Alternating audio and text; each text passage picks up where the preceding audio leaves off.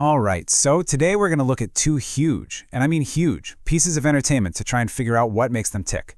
Turns out there's a hidden design philosophy that makes them so incredibly fun and engaging. So on one hand, you've got this hyper-realistic first-person shooter, a total digital war zone.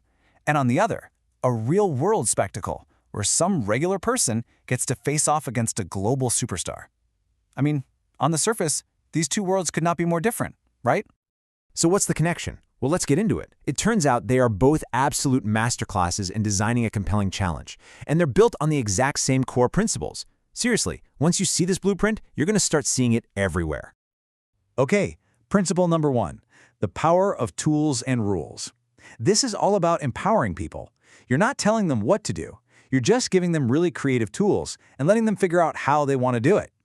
Think about Battlefield. You're not just stuck running down the same old hallways. No. You're given tools of creation and destruction. Take the sledgehammer. It's not just for, hitting stuff. It's basically a key that lets you make a door through any wall, completely changing how you can attack an objective. And it goes way beyond just blowing stuff up. A simple ladder can suddenly create a sniper nest where there wasn't one before. A mortar can throw down a smoke screen so your team can make a desperate push. Every single one of these things isn't just a weapon, it's a tool for solving a problem, and that gives players real agency. And that feeling of control, that's player agency. It's absolutely crucial. And here's the cool part. It is not just for video games. MrBeast creates the exact same feeling, but he does it with strategic rules that let his contestants take control of the challenge itself. A simple rule, right? But it completely empowers the underdog. The contestant isn't just running a race. They're making this super high-stakes strategic choice. Do I risk less money for a small head start, or do I go for broke? That rule becomes their tool, letting them create their own strategy for winning. All right, so let's move on to the next principle, because this is where it gets really big. Both of these experiences are meticulously designed to create those unforgettable wow moments. They are literally engineered to be just as exciting to watch as they are to actually play. MrBeast does this with massive, life-changing stakes. I mean, the sheer scale of the prize money, $1 million just to beat Cristiano Ronaldo. It creates this incredible tension. Suddenly, every single move, every shot is amplified by the weight of that one number. Now, Battlefield, on the other hand, engineers its spectacle through pure, colossal environmental destruction. It's not about money, it's about physics. They have this thing called levolution, which is basically the level evolving in real time. Huge events can happen that permanently change the entire map. So you see, whether the engine is psychological or physical, whether it's cash or pure chaos, the result is exactly the same. A jaw-dropping, unforgettable moment that is just as thrilling to watch as it is to be a part of.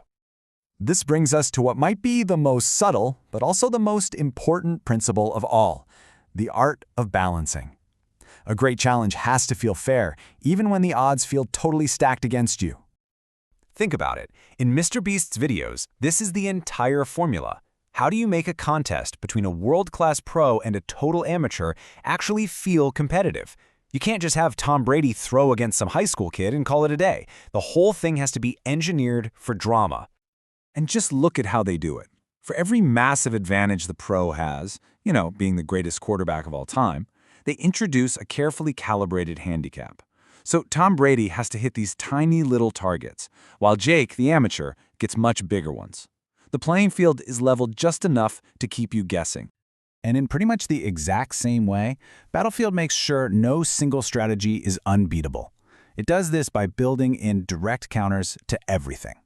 It's really just a super complex game of rock, paper, scissors, but with tanks and jets. This constant back and forth makes sure that for every powerful tool, there's an answer. A tank might seem unstoppable, right? But an engineer with a javelin missile can take it out.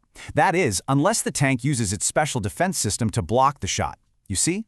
A sniper locking down an area, a support player can flush them out with a mortar. It makes the fight feel dynamic and, most importantly, fair.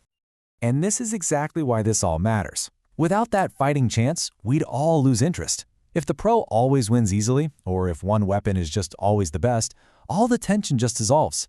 That uncertainty, that's what makes it fun. So, what did we learn from putting a video game and a YouTube challenge side by side?